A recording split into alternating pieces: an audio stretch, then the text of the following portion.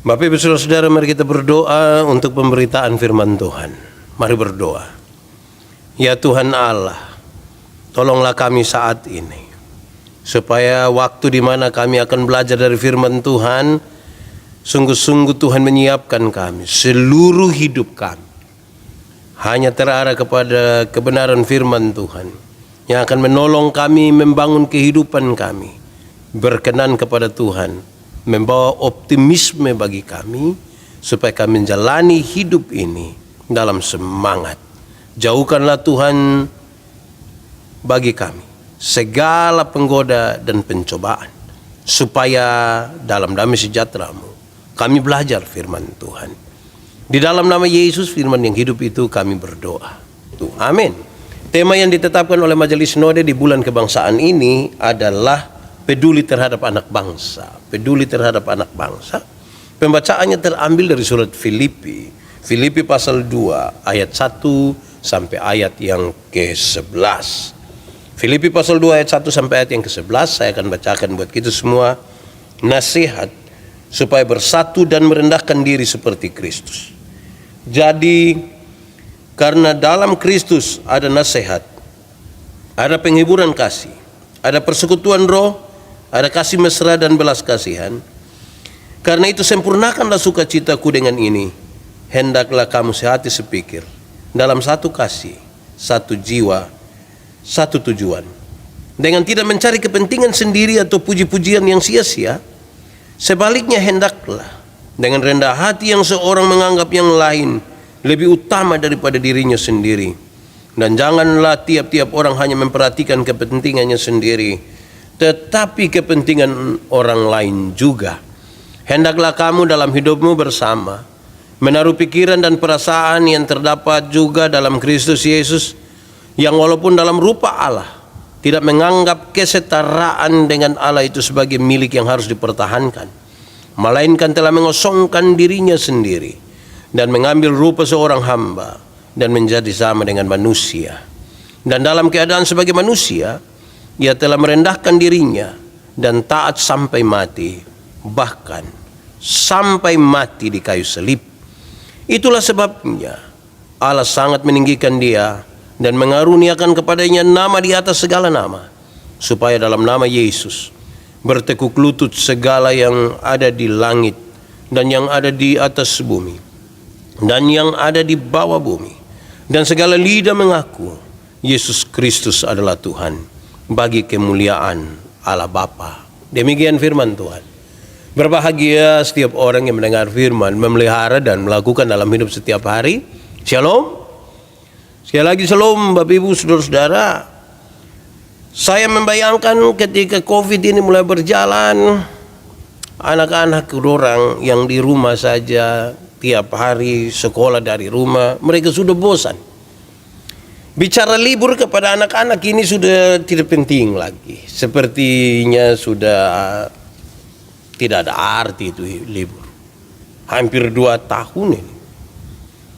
Kerinduan kita seolah-olah sekarang ini adalah bagaimana kita bebas sudah, kita aman sudah. Kenapa? Ada satu hal, yaitu kita mulai rindu untuk berkumpul. Kerinduan untuk berkumpul itu makin kuat. Orang bertanya kepada saya, Bapak kapan gereja, kapan kita berkumpul lagi, kapan kita pesta. Mungkin dia mau mabok mangkali. Kita berkumpul, itu keinginan, itu kerinduan. Tapi kenyataannya kita dibatasi. Ada PPKM, ada pembatasan-pembatasan. Dan itu kenyataan kita. Kerinduan kita dalam kebersamaan itu, kita saling peduli, kita saling membantu. Kenyataan membuktikan bahwa kita justru saling menjauh. Yang satu meninggalkan yang lain. Egoisme makin nampak, makin nyata. Semua orang mengalami masalah, kesusahan, ada imbas dari COVID ini, sehingga membuat kita makin sulit menjalani hidup ini. Saudara-saudara, di tengah-tengah situasi seperti ini, kita ada dalam prosesi perayaan Hari Ulang Tahun Republik Indonesia di tahun ini. Ini sesuatu yang menjadi serius bagi kita. Kira-kira perjuangan waktu itu, para pejuang bangsa dan negara berhadapan dengan penjajah-penjajah. Mereka berperang mempertaruhkan nyawa untuk kepentingan kemerdekaan. Sekarang perjuangan kita adalah sebuah perjuangan yang lain.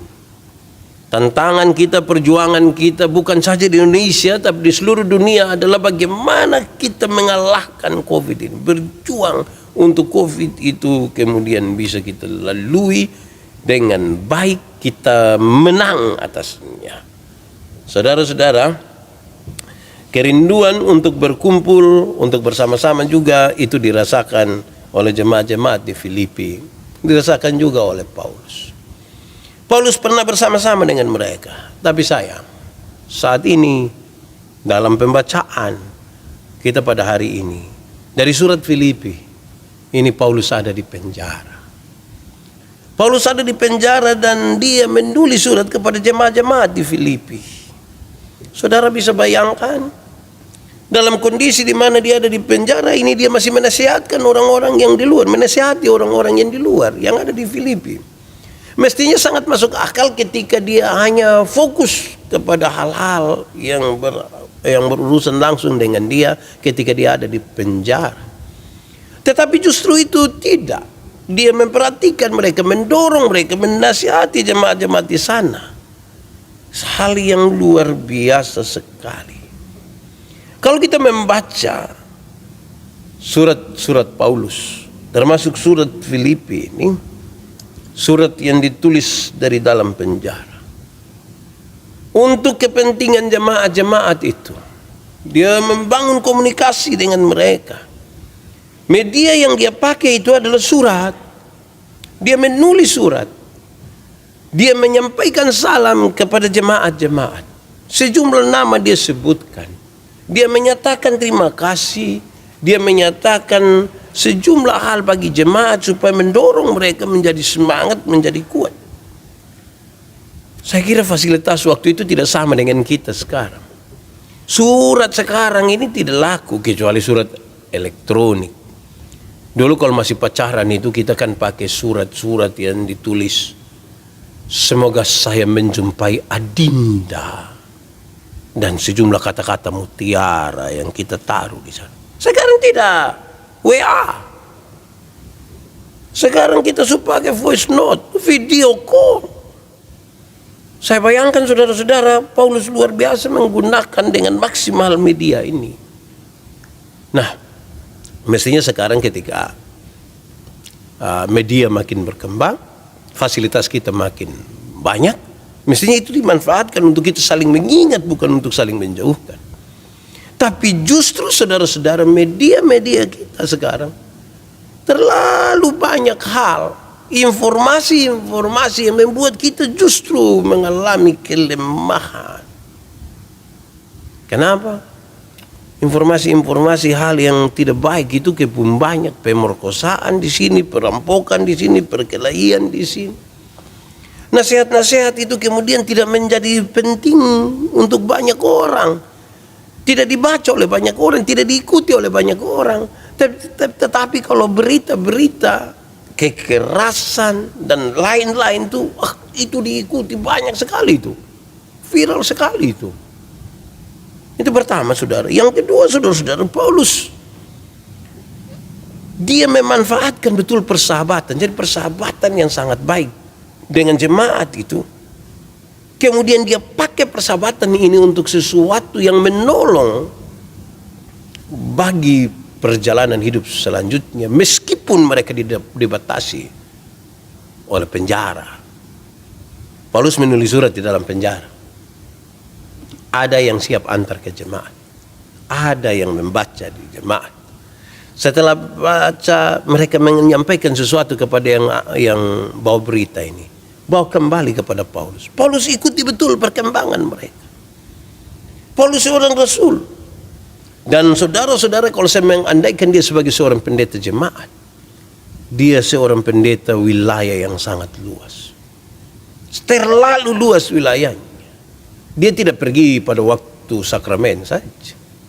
Dia tidak pergi pada waktu ada urusan yang mendadak saja. Tapi dia seolah-olah hadir di sana tiap-tiap waktu, sekalipun secara fisik dia tidak ada di sana. Dia terlalu luar biasa memanfaatkan media itu, terlalu luar biasa memanfaatkan persahabatan itu.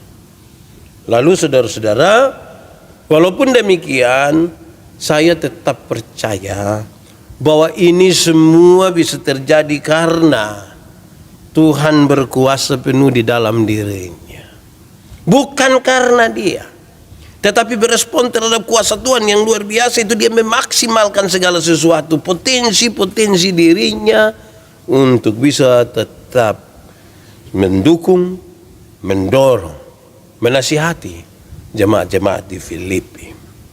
Dalam semangat tema kita hari ini, saudara-saudara, peduli terhadap anak bangsa. Peduli terhadap anak bangsa. Kepedulian macam apa ini, saudara? Kepedulian ini kita terlalu banyak bicara dan melakukan hal-hal yang bersifat bantuan. Tidak salah. Tidak salah. Benar itu. Bantu beras, jagung, pakaian layak pakai, rumah, air bersih, segala macam. Ya baiklah. Tidak ada yang salah. Itu baik. Tetapi kalau hal-hal itu saja menjadi ukuran, maka kemungkinan besar orang-orang terbatas dari segi material akan sangat sulit untuk saling peduli satu dengan yang lain. Pembacaan ini, saudara-saudara, mengerahkan kita untuk menaruh kepedulian kepada anak-anak bangsa ini dengan sejumlah hal yang menjadi penting di tengah-tengah pergumulan kita, bukan saja tentang COVID, tetapi dalam prosesi perayaan HUT kemerdekaan Republik Indonesia tahun ini. GEMIT menetapkan bulan Agustus sebagai bulan kebangsaan, untuk kita merenungkan makna kehadiran gereja di tengah-tengah bangsa dan negara ini. Apa yang telah kita buat dan bukan apa yang telah bangsa negara ini buat bagi kita. Saudara-saudara, mari kita lihat, saudara-saudara, kepedulian itu mestinya sebuah kepedulian yang dibangun di dalam Kristus. Karena itu pembacaan ini dimulai dari, jadi karena dalam Kristus itu ada nasihat. Nasihat yang dibangun di dalam Kristus itu nasihat yang benar. Nasihat yang membangkitkan semangat. Nasihat yang tidak melemahkan mereka. Dalam nasihat itu, saudara-saudara, mereka betul-betul ditempatkan sebagai saudara, sebagai bagian yang penting yang seorang terhadap yang lain. Kadang-kadang nasihat itu dilakukan oleh orang-orang yang rasa diri dia sudah lebih hebat, sudah lebih tinggi, lebih punya wawasan, lebih menguasai segala barang. Tapi ada yang lain di sini, bahwa di dalam Kristus itulah kita bangun nasihat. Bahkan saudara-saudara, di bagian terakhir dari pembacaan tadi, sebagaimana Kristus yang tidak menganggap kesetaraan dengan Allah itu sebagai hal yang perlu dipertahankan, justru dia merendahkan dirinya begitu rupa untuk berjumpa saya dan saudara, berjumpa dengan kita semua, dan memberikan sejumlah pelajaran termasuk nasihat-nasihat bagi kita. Di dalam itu semua disebutkan ada penghiburan. Sebagai pendeta jemaat, saudara-saudara, ketika berduka di kala COVID ini, saudara-saudara, kalau yang meninggal itu terpapar COVID dan meninggal, sepertinya pergi dan kita lepas begitu saja. Kalau bukan karena COVID dan bisa sempat ada di rumah, betapa kita melihat bahwa keluarga-keluarga itu sendiri di tengah-tengah duka itu. Teman, kerabat, tetangga, saudara terasa jauh. Yang di luar sana akan bilang, habis ini ada COVID begini mau bagaimana? Habis COVID ini kemudian sudah jadi alasan ini. Apalagi ditambahin sejumlah pembatasan dan lain sebagainya, saudara. Karena itu, saudara-saudara, bentuk-bentuk kepedulian ini juga penting. Penghiburan. Mestinya setiap kita yang datang dan berjumpa satu dengan yang lain datang dalam penghiburan. Bukan saja penghiburan, tetapi ada persekutuan roh. Ini berkaitan sekali dengan doa. Ini berkaitan sekali dengan ibadah. Doa kita itu menembus ruang dan waktu. Doa-doa kita itu menjadi sesuatu yang juga menguatkan yang satu dengan yang lain.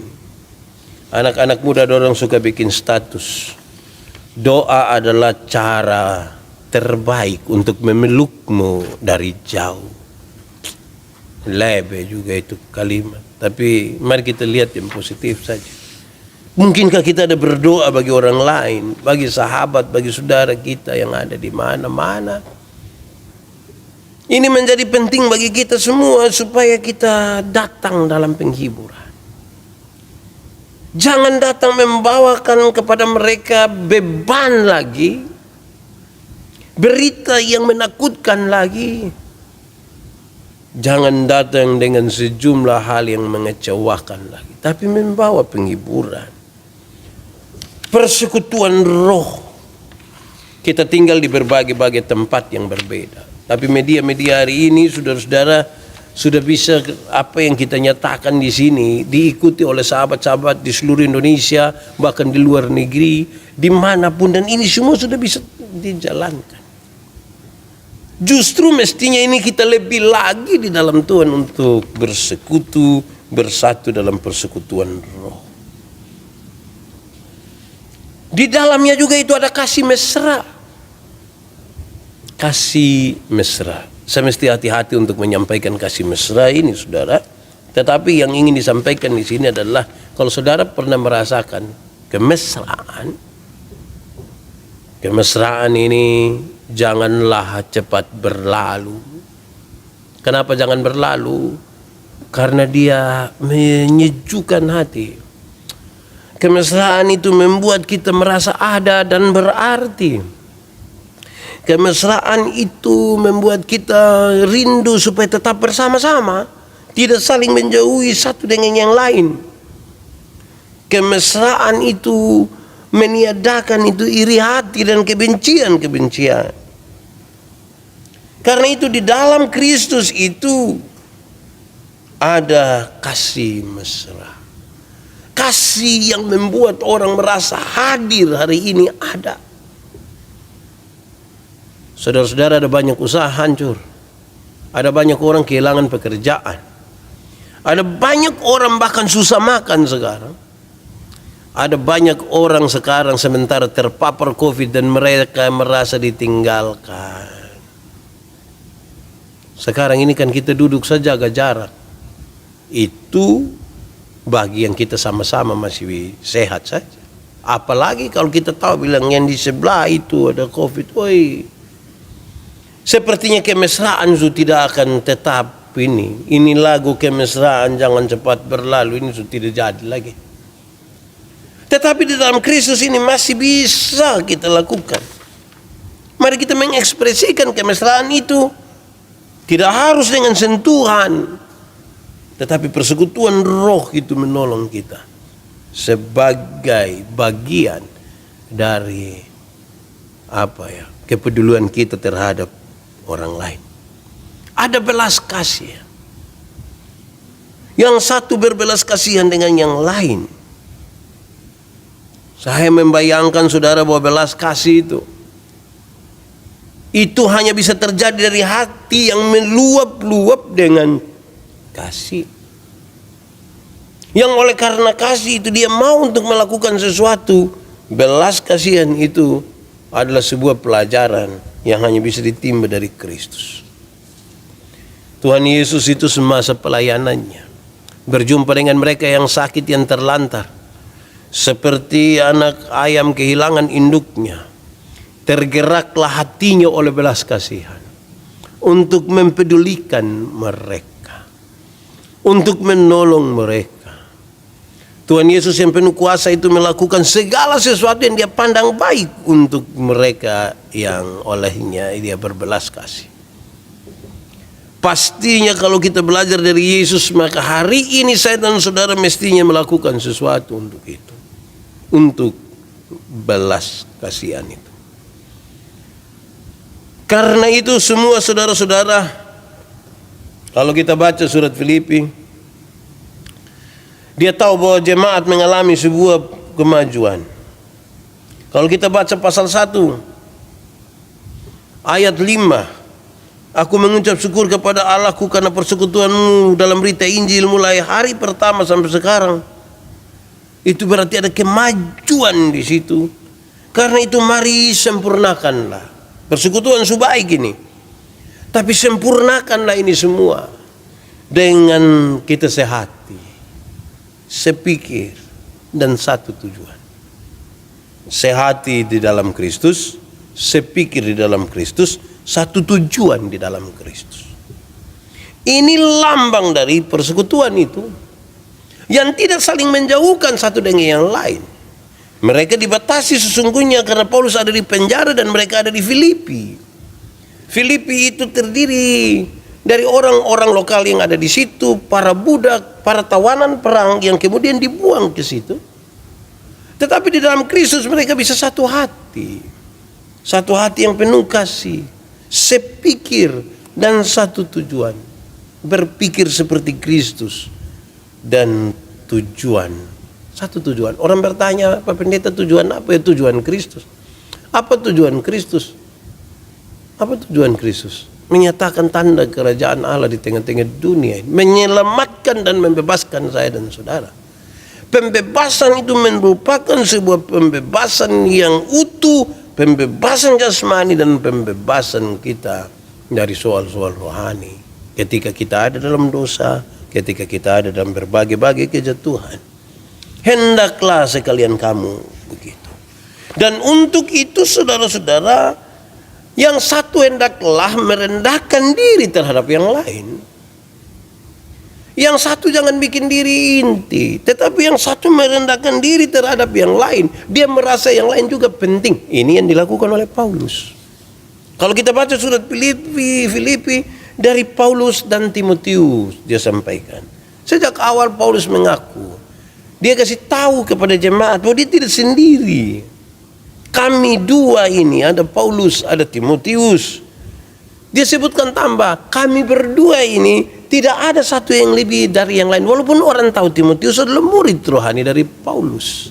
Tapi kami berdua ini adalah hamba-hamba Kristus Yesus. Kami hanya hamba. Kami hanya hamba Kristus.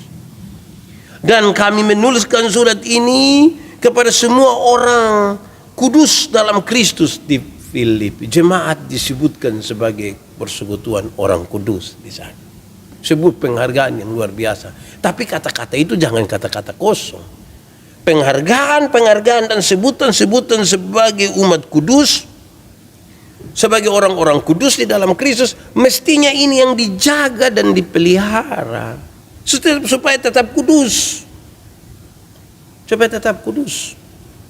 Dia nasihat jemaat di sana supaya bisa merendahkan diri. Yang satu menganggap yang lain penting, bahkan berarti. Jangan mencari keuntungan bagi diri sendiri. Yang bikin repot kita di masa susah sengsara ini, kalau masih ada orang ingin mencari keuntungan diri sendiri, yang tidak mempedulikan orang lain, yang berusaha untuk mengumpulkan lebih dari yang seharusnya, yang tidak berbagi dengan belas kasihan dan penuh keadilan, tapi yang penuh kerakusan ingin mengambil semua.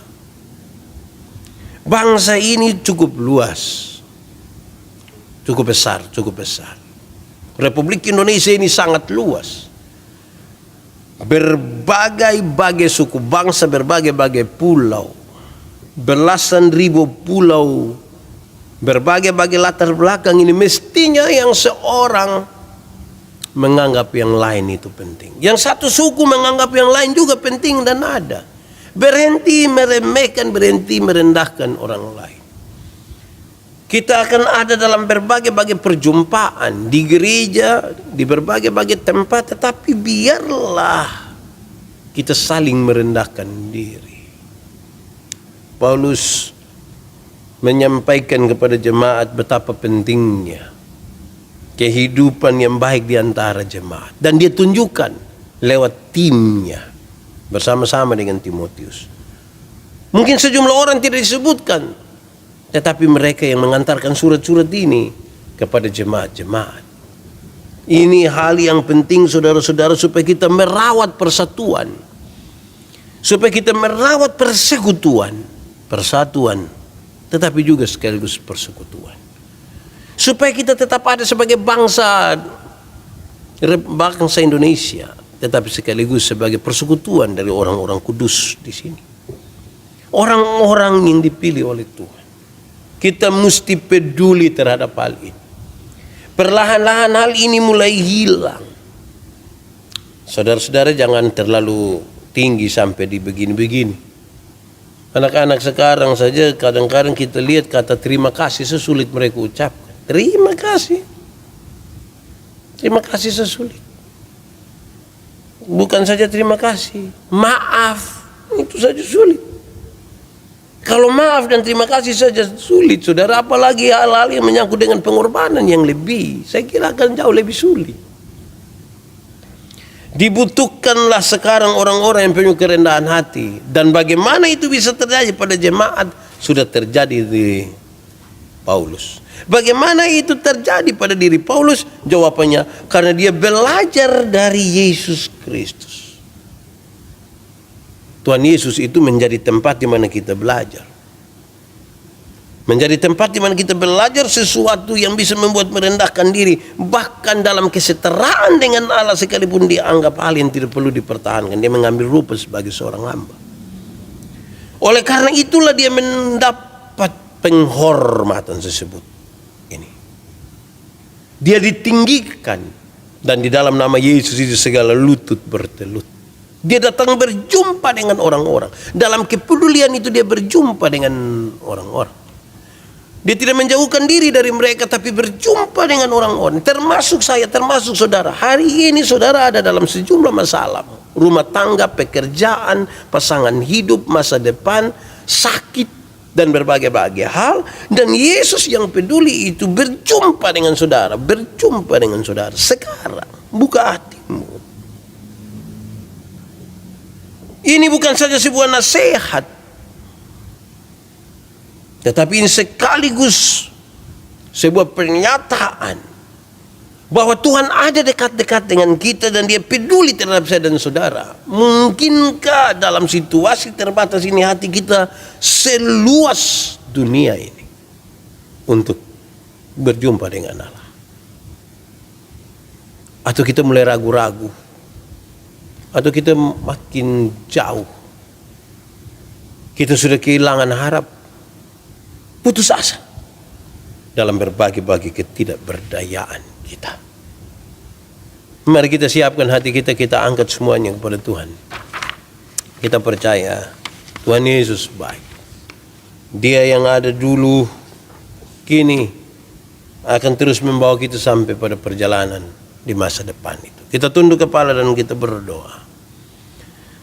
Ya Tuhan Allah kami mengucap syukur kepadamu oleh karena kesempatan hari ini kami boleh belajar lagi dari firman Tuhan yang menolong kami untuk memahami sesuatu di dalam Kristus itu begitu luar biasa untuk kami membangun kepedulian sebagai persekutuan dan sebagai kesatuan anak-anak bangsa.